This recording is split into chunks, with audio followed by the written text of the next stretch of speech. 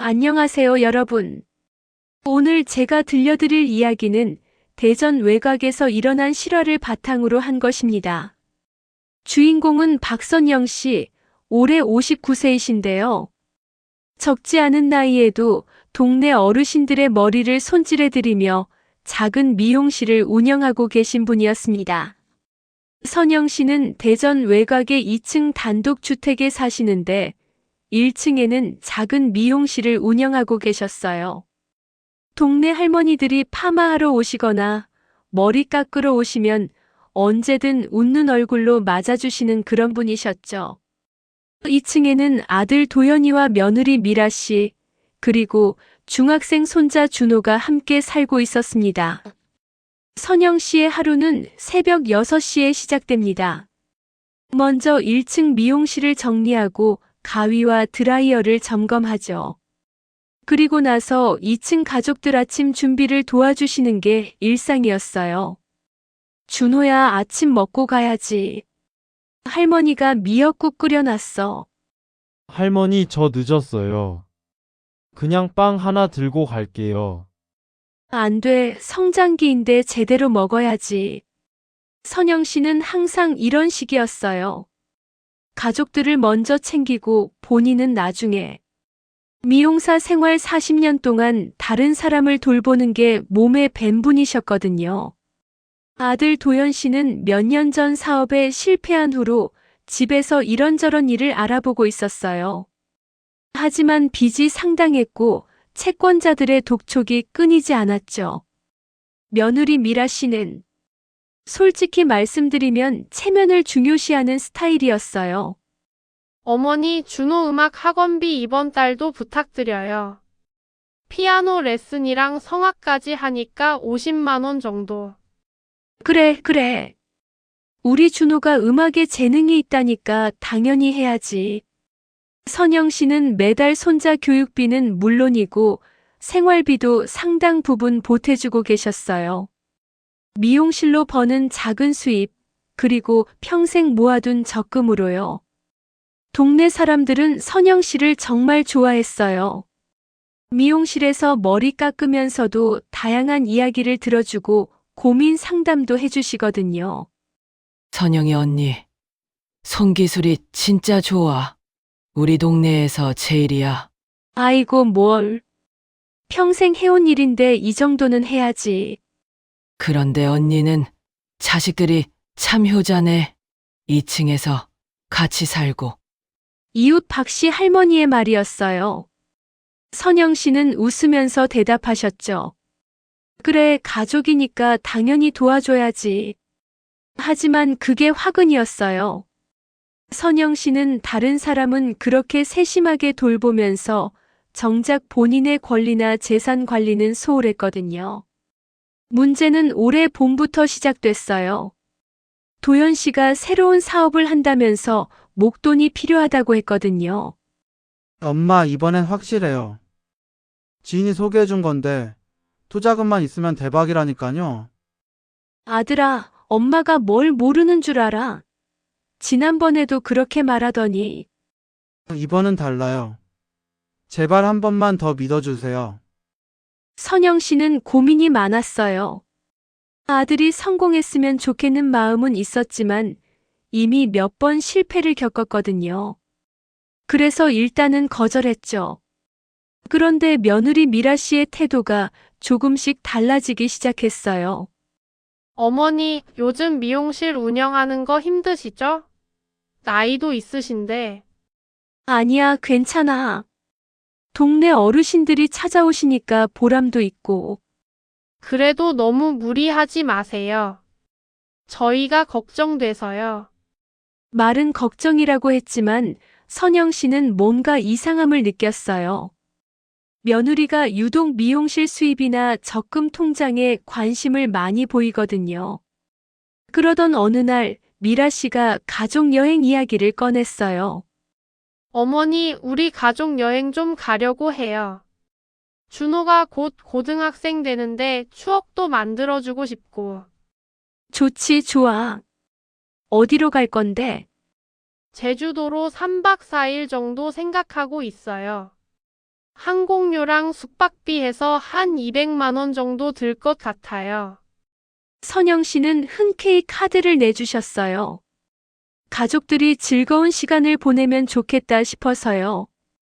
그런데 며칠 후 미라 씨가 또 다른 이야기를 했어요.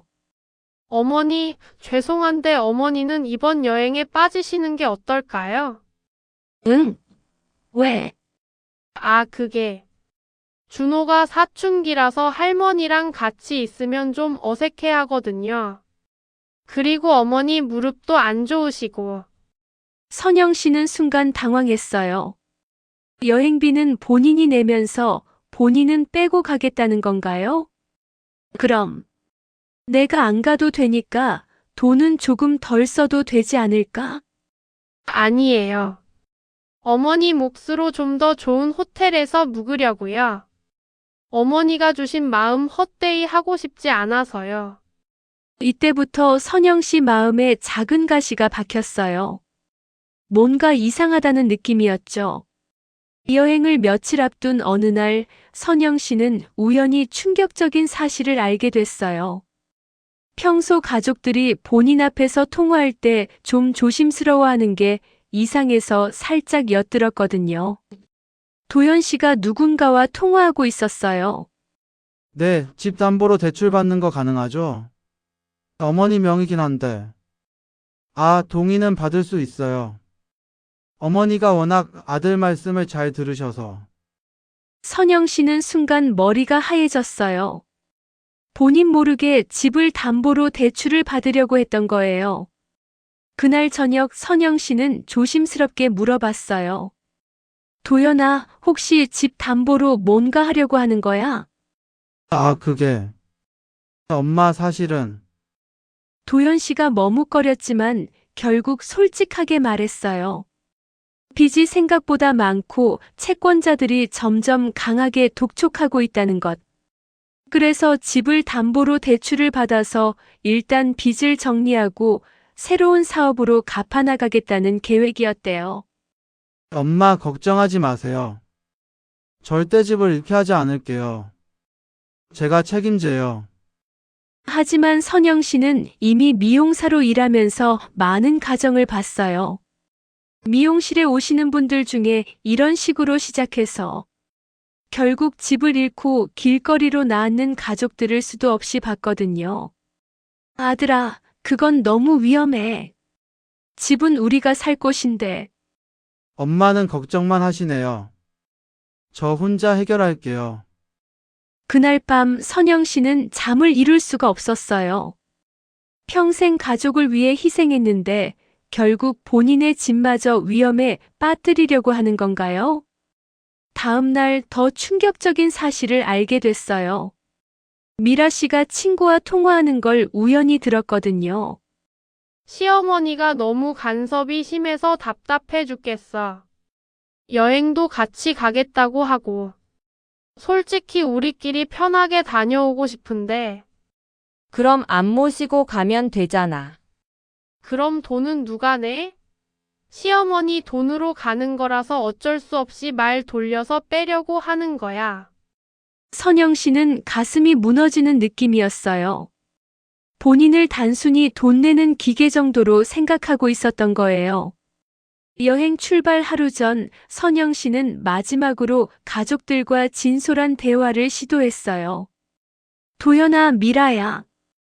우리 가족이 앉아서 진지하게 이야기 좀 해보자. 엄마 무슨 일이세요? 내일 여행 가는데.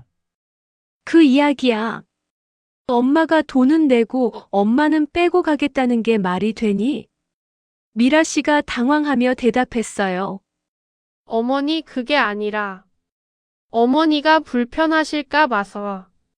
불편한 건 엄마가 판단할 일이지 너희가 정할 일이 아니야. 엄마 왜 그러세요? 저희가 어머니를 위해서. 아니야. 솔직히 말해. 엄마 없이 편하게 놀고 싶은 거지. 순간 정적이 흘렀어요. 그리고 미라 씨가 솔직하게 말했어요. 네, 맞아요. 어머니랑 같이 가면 신경 쓸 게 많아서 편하게 못 놀겠어요. 그래서 어머니는 집에서 편히 쉬시라고 한 거예요. 그럼 돈은 왜 엄마 돈으로 쓰는 거야? 어머니가 늘 가족을 위해 써주셨잖아요. 이번에도 당연히. 선영 씨는 숨을 크게 쉬고 말했어요. 당연한 게 어디 있어? 엄마가 돈을 내면 엄마도 함께 가는 게 당연한 거 아니야? 그때 도연 씨가 끼어들었어요. 엄마, 너무 예민하게 생각하지 마세요. 어머니는 집에서 편히 쉬시고 저희는 잠깐 다녀올게요. 그럼 집 담보대출은 뭐야? 엄마 동의도 없이 그런 계획을 세우는 게 맞는 거야? 순간 분위기가 얼어붙었어요. 결국 비밀이 들켰거든요. 엄마, 그건. 어차피 어머니께 말씀드리려고 했어요. 언제? 서류에 도장 찍으라고 할 때 가족들은 더 이상 할 말이 없었어요. 그날 밤 가족들은 계획대로 여행을 떠났어요. 선영 씨 혼자 집에 남겨두고 말이죠. 선영 씨는 그 밤을 하얗게 새웠어요. 59년을 살아오면서 이런 배신감을 느낀 적이 없었거든요. 평생 가족을 위해 희생했는데 결국 본인은 이용당할 뿐이었던 거예요. 다음 날 아침 선영 씨는 결심했어요. 더 이상 당하고만 살 수는 없다고요. 먼저 미용실에 자주 오시는 김할머니께서 소개해 주신 변호사 선생님께 전화했어요. 선생님, 급한 일이 있어서 상담을 받고 싶은데요. 선영 씨, 무슨 일이세요? 선영 씨는 모든 상황을 솔직하게 말씀드렸어요. 그랬더니 변호사 선생님이 깜짝 놀라시더라고요. 선영 씨, 그건 명백한 재산권 침해예요. 본인 동의 없이는 절대 담보 대출을 받을 수 없어요. 그럼 어떻게 해야 하나요?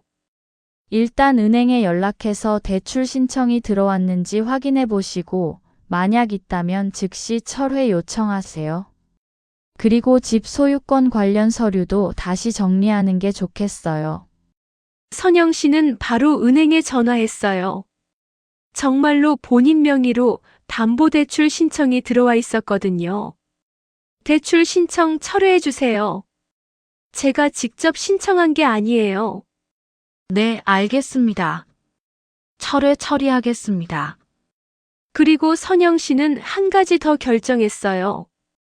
현관 도어락 비밀번호를 바꾸기로 한 거예요. 3박 4일 후 가족들이 여행에서 돌아왔어요. 하지만 현관문이 열리지 않았죠.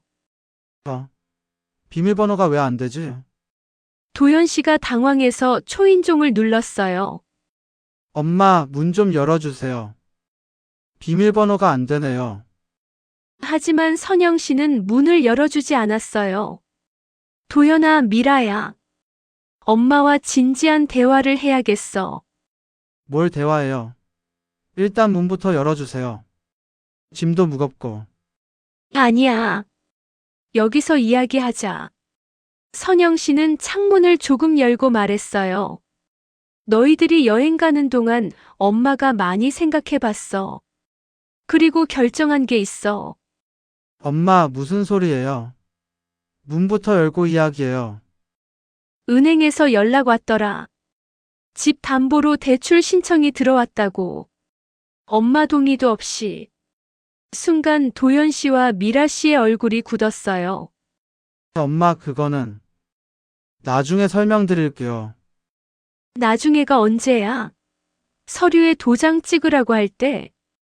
엄마, 제발 문 열어주세요. 이웃들이 다 보면 어쩌려고 그래요, 진짜. 체면이 중요해. 그럼 처음부터 엄마 체면도 생각했어야지. 그때 손자 준호가 울면서 말했어요. 할머니 문 열어주세요. 제가 잘못했어요. 선영 씨 마음이 흔들렸어요. 손자는 잘못이 없는데. 준호야, 너는 잘못이 없어. 하지만 할머니는 이제 더 이상 내 자식한테 돈 가져다 주는 기계 신세는 될 수 없어. 결국 그날 가족들은 친척집으로 가야 했어요. 선영 씨는 며칠 후 손자에게 쪽지 하나를 내밀었어요. 준호야, 이거 받아. 쪽지에는 이렇게 쓰여 있었어요. 준호야, 할머니는 내 꿈을 응원한다. 음악을 계속하고 싶으면 언제든 할머니한테 와. 1층 미용실 문은 너를 위해서는 언제든 열려 있어. 하지만 부모의 욕심은 들어올 수 없다. 할머니가 너를 사랑하는 만큼 이제는 나 자신도 사랑해야겠다. 며칠 후 선영 씨는 변호사와 함께 모든 법적 절차를 마쳤어요. 집 소유권을 명확히 하고 가족 명의의 모든 카드와 통장을 정리했죠. 그리고 미용실 단골 손님들에게 상황을 설명했어요. 선영이 언니 정말 잘한 일이야. 아무리 가족이라도 그렇게까지 하면 안 되지. 맞아. 언니가 평생 얼마나 희생했는데. 이제라도 깨달아서 다행이야. 선영 씨는 처음으로 본인을 위한 선택을 했다는 뿌듯함을 느꼈어요. 한 달 후 준호가 혼자 찾아왔어요. 할머니 죄송해요. 제가 생각해도 제 부모님이 너무 큰 잘못을 저질렀어요. 준호야, 너는 잘못이 없어. 할머니가 더 일찍 깨달았어야 했는데. 할머니, 저 피아노 레슨 계속해도 될까요? 제가 나중에 아르바이트해서 돈 벌어서. 아니야, 준호야. 할머니가 도와줄게. 하지만 이번엔 조건이 있어. 네? 내 부모님께는 비밀로 해. 이건 할머니와 준호만의 약속이야. 1년이 지났어요. 선영 씨는 여전히 1층에서 미용실을 운영하고 있어요. 더 많은 어르신들이 찾아오시고 선영 씨 본인도 더 활기차게 지내고 계세요. 도연 씨와 미라 씨는 결국 다른 곳으로 이사를 갔어요. 처음엔 원망도 했지만 시간이 지나면서 본인들의 잘못을 조금씩 인정하기 시작했어요. 준호는 여전히 일주일에 한 번씩 할머니를 찾아와요. 피아노 실력도 많이 늘었고 이번에 지역 청소년 음악 콩쿠르에서 상도 받았어요. 할머니, 제가 1등 했어요. 정말? 우리 준호가 그렇게 잘했어? 네, 할머니 덕분이에요. 선영 씨는 웃으며 대답했어요. 아니야, 내 실력이야. 할머니는 그냥 옆에서 응원만 한 거야. 어느 날 미용실에서 만난 김씨 할머니가 물어봤어요. 선영이 언니 후회 안 해? 가족이랑 떨어져 사는 거. 선영 씨는 잠시 생각하다가 대답했어요. 김언니, 나는 더 이상 누구의 도구가 아니라 나의 삶의 주인이야. 늦게라도 깨달은 것이 평생 모르고 사는 것보다 나아. 그리고 조용히 덧붙였어요. 59년을 살면서 처음으로 진짜 내가 하고 싶은 일을 하고 있어. 가족을 사랑하는 것과 나 자신을 사랑하는 것, 둘 다 소중한 거더라고. 선영 씨는 지금도 매일 아침 6시에 일어나서 미용실을 정리해요. 하지만 예전과는 다른 마음이에요. 이제는 누군가를 위해서가 아니라 진짜 본인이 하고 싶어서 하는 일이거든요. 여러분, 이 이야기를 들으시면서 무엇을 느끼셨나요? 가족을 사랑하는 마음과 나 자신을 지키는 것, 둘 다 중요한 가치입니다. 하지만 때로는 사랑이라는 이름으로 우리가 너무 많은 것을 포기하기도 해요. 선영 씨처럼 59세에 새로운 깨달음을 얻는 것도 늦지 않습니다. 어떤 나이든 자신의 삶의 주인이 될 수 있어요. 오늘 이야기가 비슷한 상황에 있는 분들께 작은 힘이 되었으면 좋겠습니다. 그리고 무엇보다 진정한 사랑은 서로를 존중하는 것에서 시작된다는 것을 기억해 주세요. 다음에 또 좋은 이야기로 찾아뵙겠습니다. 감사합니다.